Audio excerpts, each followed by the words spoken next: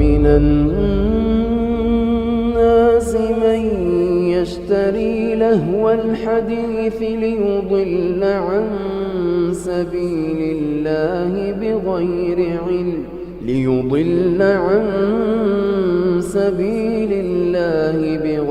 علم ويتخذها هزوا أولئك لهم عذاب مهين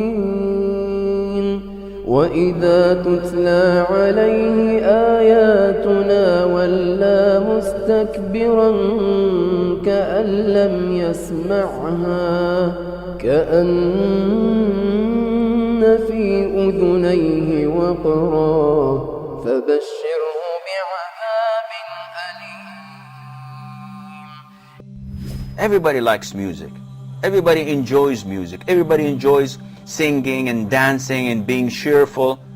So why would someone say it's haram? It's very simple.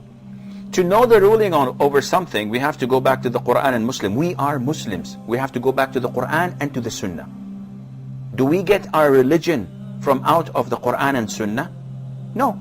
If you go to the Sunnah, the most authentic book for Muslims, any Muslim Sunni, you would ask him, you would say Sahih al-Bukhari. This is the most authentic book on earth after the Quran. And in Sahih al-Bukhari, the Prophet ﷺ tells us that there will be people of my ummah making haram things halal. And they would make adultery, fornication. They would make silk. They would make consuming intoxicants, khamr. And music instruments halal. 4 things. The Prophet ﷺ told us that there will come people who would make these haram things halal.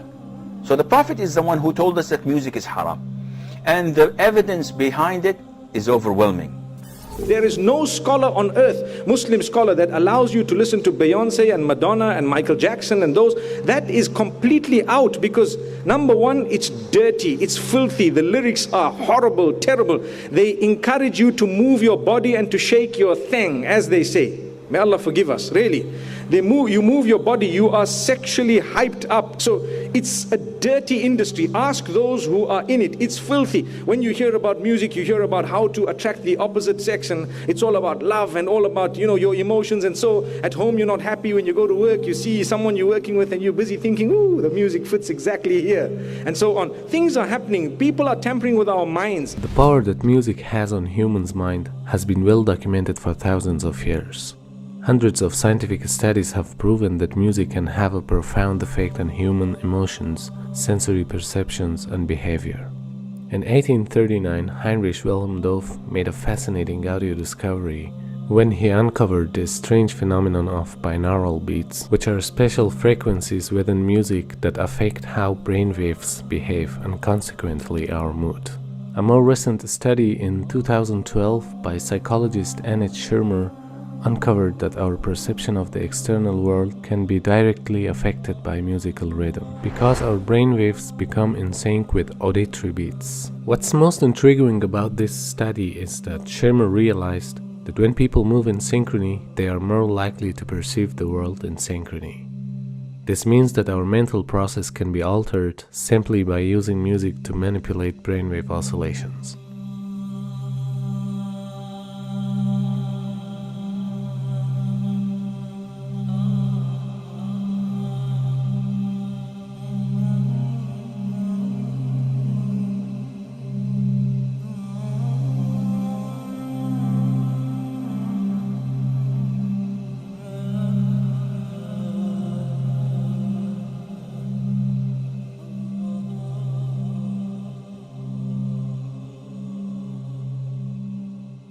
Music touches the limbic system or the emotional system of our brain, which actually, though slower than other parts, can overwhelm all of the other parts.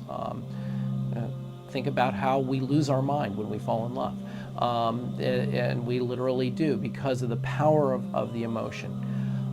That being said, the music system has been very unresponsive even to industry-applied ratings. All that they had been willing to do was to put parental advisory on the outside of CDs. They would not print lyrics in a visible place. This is complicated by the fact that the Federal Communication Commission has strict limits on what can be broadcast over the air. And historically, the way popular music has been sold is through airplay. We can't expect a system to be put together that will perfectly protect us. We need to protect ourselves. We need to be aware that these media change us and affect us. And we need to actively understand what they're doing, how they're doing, and make choices of whether we want that to be done to us. I think nowadays music is probably one of the easiest means to lose your moral sense. Music is audio pornography today. That's what it is. It's explicit, it's shameless, it's vulgar, it takes your sense of humanity away from you, it makes you look at women as objects, worse than animals. And these people are talking about women like they're talking about, an animal, really. And when you constantly, listen to garbage like that, then you get deviated. And you don't find pleasure except in disobedience to Allah, and that's a sign of a sick heart.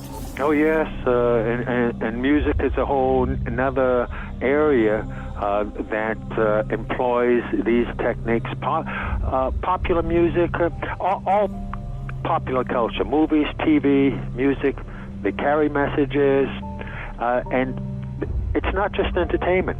Entertainment is not value-free. It has ideological content. It presents a worldview that influences the people who are watching or listening. So we've got this disconnect, thinking that entertainment is harmless when it's the most important delivery system of propaganda, because it influences people without their conscious awareness, and that's the ultimate in controlling people in society, is to do it without them being aware of it. Now, you can't even listen to the lyrics because they're so disgusting, right? They are so filthy. And Fakhruddin al-Razi, in his commentary, says about the verse in the Quran where shaitan, that you will try to seduce them with your voice, he says by giving them foul lyrics that their children will memorize and repeat. That's in Mafatih al-Ghaib. That was in the 13th century. So what are we doing now? This is the khutawat of shaitan. He's taken people by degrees. 2.5 hours per day for teenagers in the United States listening to music. 2.5 hours per day. 1 in 3 popular songs now contain explicit references. The number of times an adolescent is exposed to explicit substance references, 35 per hour. They're listening to 2.5 hours a day, 35 per hour, 84 per day, 591 per week, being told about alcohol and drugs in these lyrics. These are the khutawat of shaitan. 30,700 a year. References to drug or alcohol in songs. Pop, 9%. Rock, 14%. Hip-hop, R&B hip-hop, 20%. Country, 36%. Rap, 77%.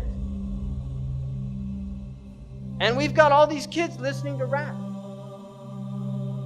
This is what they worship, these Satanists, Baphomet. If you notice, he's androgynous, so it's a male-female mixture. Also making these signs. You see the signs he's making using this sign because 11 is the devil's number.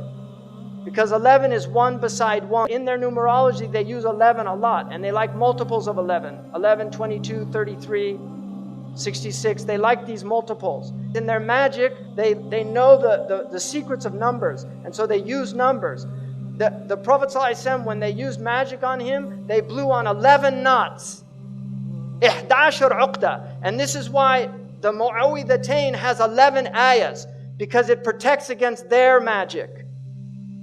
So this is real stuff, people. I'm not making this up. This is real stuff. You can see Madonna imitating here Baphomet, right? Because she's one of them, and she's a numerologist. She is a numerologist. She practices numerology.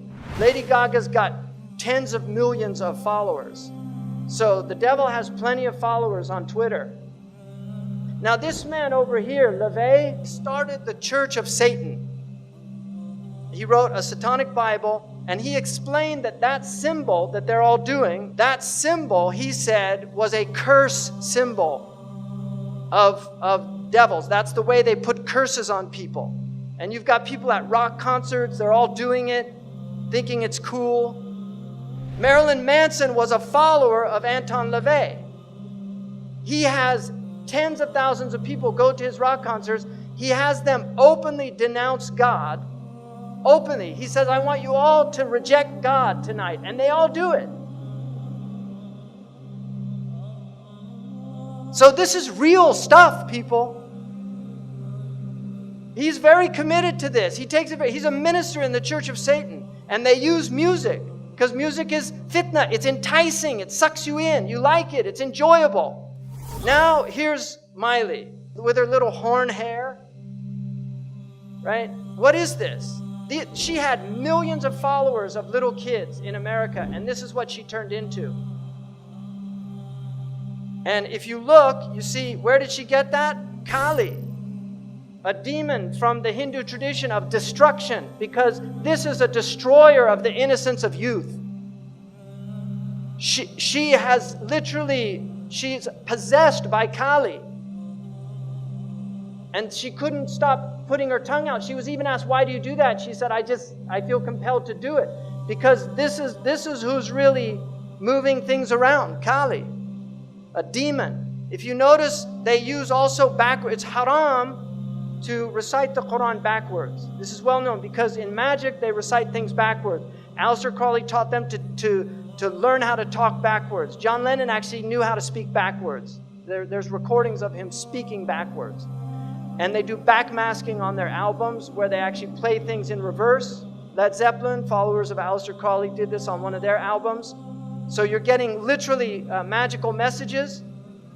I think that we all, as artists, because we're highly sensitive people, and this machine around us, this so-called music industry, is such a demonic thing. It sacrifices people's lives and their essences. The number one problem in Hollywood was and is and always will be pedophilia. That's the biggest problem for children in this industry. The casting couch even applies to children. Oh yeah.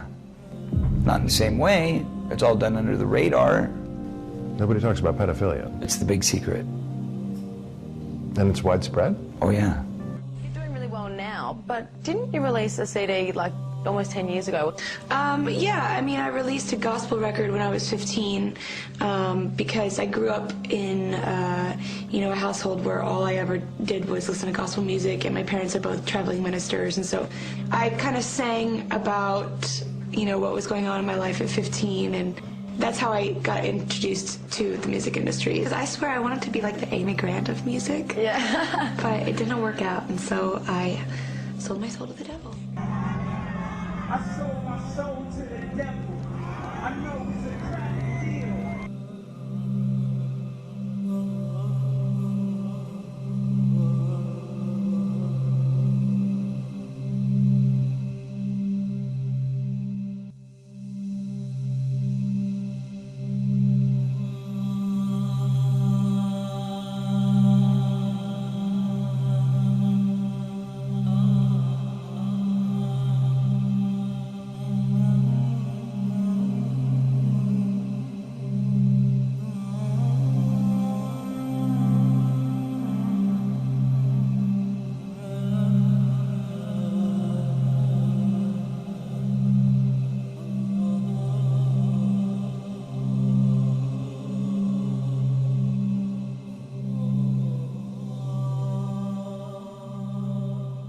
Yeah, I believe in the Illuminati. There is a certain level that you get at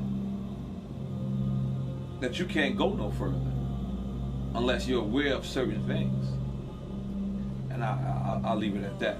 You know what I'm saying? There's a certain level that you get to, that there's a door that you have to walk through. And it's on you to walk through that door. And once you walk through that door, it's no coming.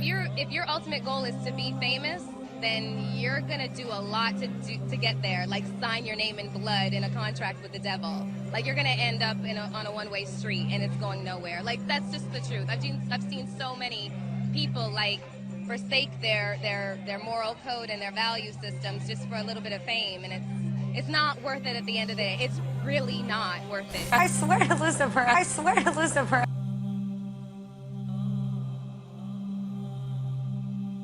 We're seeing a society that not only has a lot more people of lower IQ, but a lot fewer people of higher IQ. In other words, a dumbing down, a chemical dumbing down of society. So everyone's sort of mediocre. That leaves them dependent on government because they can't excel. We have these people of lower IQ who are totally dependent. Then we have this mass of people who are going to believe anything they're told because they can't really think clearly. And very few people of very high IQ who have good cognitive function who can figure this all out. And that's what they want. So, you know, you can kind of piece it together as to why they are so insistent in spending so many hundreds of millions of dollars of propaganda money to dumb down society. Now you see in the West, people listen to music all the time. They're always plugged in. They get in their car, they turn on the music. They walk, they put in their earphones and they listen to their music, and people have long playlists. They spend a lot of money on these things, and so they're lost. They don't have free time to think anymore because their lives are filled with sound. So the demons have immense tools that they've never had before, and they're using them very effectively.